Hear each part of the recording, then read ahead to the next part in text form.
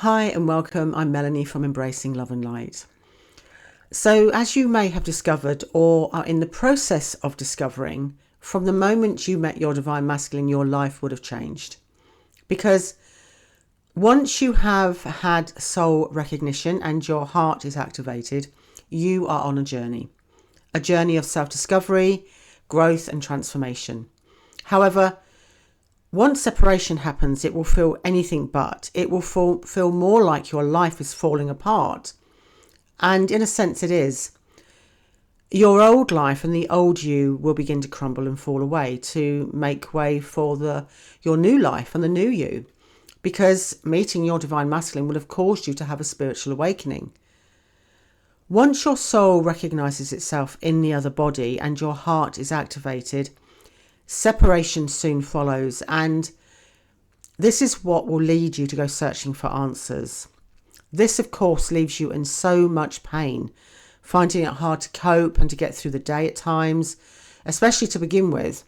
You will be struggling because it causes you to go through dark night of the soul and Kundalini awakening, both of which are a natural and necessary part of this journey. However, both can be very scary, unsettling and exhausting, and can leave you feeling like you don't know which way is up, because these processes will cause you to look at all aspects of your world and life and to question everything, and can cause you to feel immense physical, mental and emotional pain. And at first you may have many times that you just want to go back to how things were. But your life has to unravel, so to speak, or you have to unbecome for you to become who you truly are underneath all the programming that you've had your whole life. The thing is, when you meet your divine masculine and separation happens, you are in your wounded aspect of the feminine energy because of all the traumas and disappointments, loss and hurt that you have endured through your life, including what you have brought with you from your past lives. And the thing is, you hold all that pain in your energetic body. So all that needs to be healed because, of course, this is a spiritual connection you have with your divine masculine, a spiritual connection of the one soul ascending and reaching union. And in order for ascension and union to happen, you have to cleanse, purge and let go of everything that you thought was true about you and the 3D matrix world. All those beliefs, conditionings, false narratives, programming, and basically any limiting beliefs about yourself, along with the pain connected to traumas, core wounds from your past to heal, and to come to terms with and accept the connection and the journey. And as daunting as this can seem, and as painful as the journey can be at times, this journey isn't about you being in pain and suffering and struggling.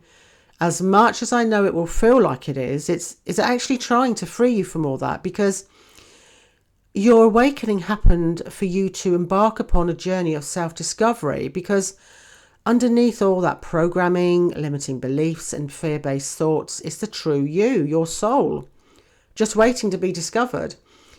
And once you can get to a place where you can understand and accept that this journey will help you to transform your life, you can really embrace all the journey is showing and helping you to discover and remember.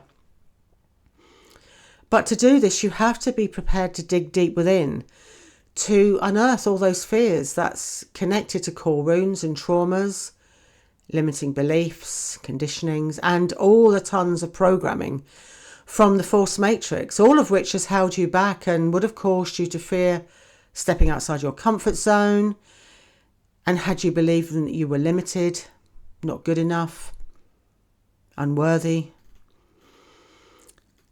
Compare yourself for a moment to a garden. Say you had this garden, and in this garden you wanted to plant some seeds and seedlings, but when you looked for somewhere to plant those seeds and seedlings, there wasn't anywhere because your garden was full of weeds. So you thought you would try maybe to plant them anyway, but the seeds and seedlings didn't grow because the weeds either choked them or covered the ground so the light couldn't get to them. So at this point you had a choice. You could either decide not to bother anymore and you could try and ignore the weeds, which would basically mean ignoring your garden because you couldn't bear to look at all the weeds. Or you could try again to plant your seeds, but this time you would need to clear the weeds first. So you go back and decide to clear the weeds completely this time, digging deep sometimes to really get to the root of certain weeds so they didn't come back. And once the garden was clear of the weeds, you were then free to plant your seeds and seedlings. However, there was something else you noticed once the weeds had been cleared, and that was a bulb that was trying to grow but couldn't because it too had been buried under all the weeds. Those weeds are representing your fears, core wounds, programming and beliefs. And all the time you are leaving those weeds in your garden, they are preventing you from planting anything else to grow, because anything you try to grow can't and doesn't. And they are taking up that space that you could plant something beautiful. And the bulb is representing your soul, who has always been there, but has been buried under all those weeds. You may have tried many times throughout your life to have the life you have dreamed of, but your fears, beliefs, conditionings and programming probably would have got in the way at some point, and in the end you may have given up, or you may have let fear and doubt get in the way, which is why when you met your divine masculine you felt that all your prayers had been answered, and they have.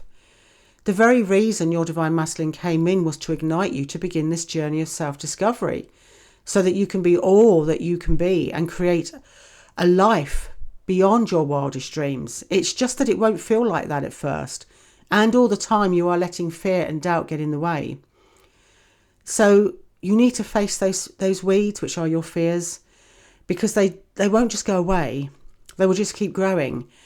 And dig those weeds up, discard them, letting them go. And there will be ones that are so deeply rooted you will have to probably go back several times and dig down really deep.